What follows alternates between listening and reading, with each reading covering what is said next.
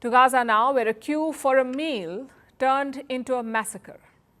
Israeli forces opened fire on a crowd of aid seekers. They ended up killing 93 people. The IDF, the Israeli Defense Force, says that there was a threat, but those in the crowd call it a carnage. And it comes as Trump's patience is running thin with Israel.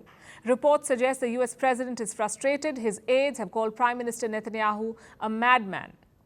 The White House wants this war to end, but Netanyahu's relentless strikes are pushing it further off the rails. Our next report tells you more. In Gaza, people no longer queue for aid.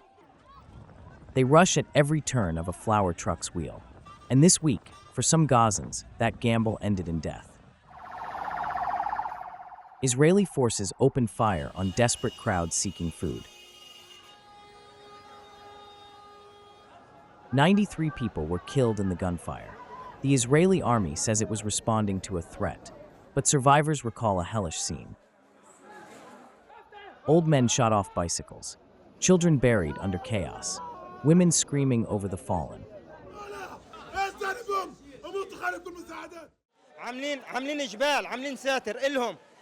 They were hiding behind high barriers. We couldn't see them, but they suddenly emerged and started shooting and shelling us. Women and children were lying dead on the ground. It felt like Doomsday. Everyone was trying to save themselves. Children and women were torn apart, still lying there in large numbers.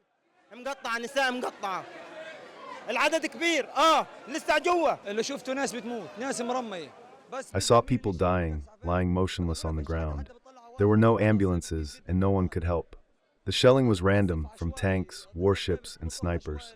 Gunfire was coming from all directions. Since October 2023, Gaza has been a theater of devastation. At least 19 people died of hunger on a single day this week. Aid workers report a famine-like situation.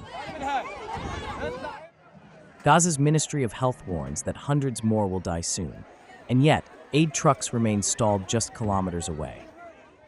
Israel claims security concerns. The UN calls it man-made famine, and stuck in the middle are Gazans, who die just trying to get some aid. So what is Israel's goal in the Strip?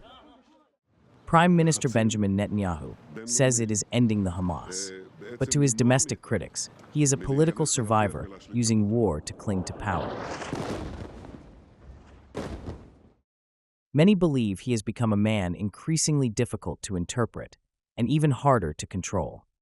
At the White House, whispers have turned into frustration.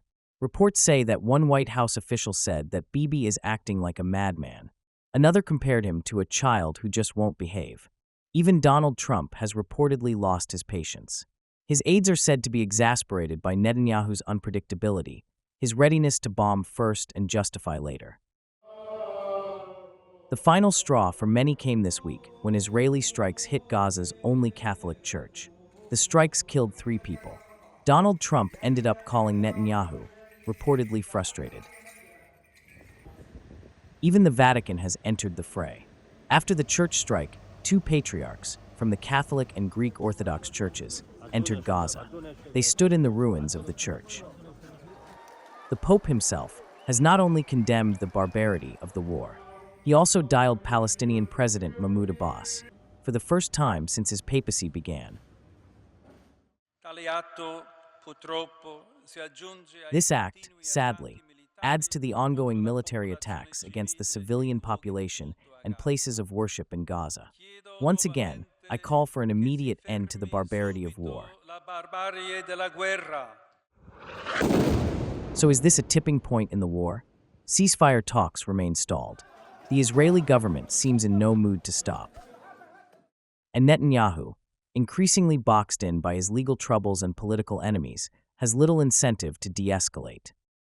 If anything, he appears to be gambling, that the world will huff and puff but ultimately let him proceed. So far, that bet has paid off. But as aid seekers die in queues and churches get bombed, that bet has become riskier. With the war showing no sign of ending soon, millions of Gazans remain caught in between, fighting a daily battle against hunger, displacement, and death.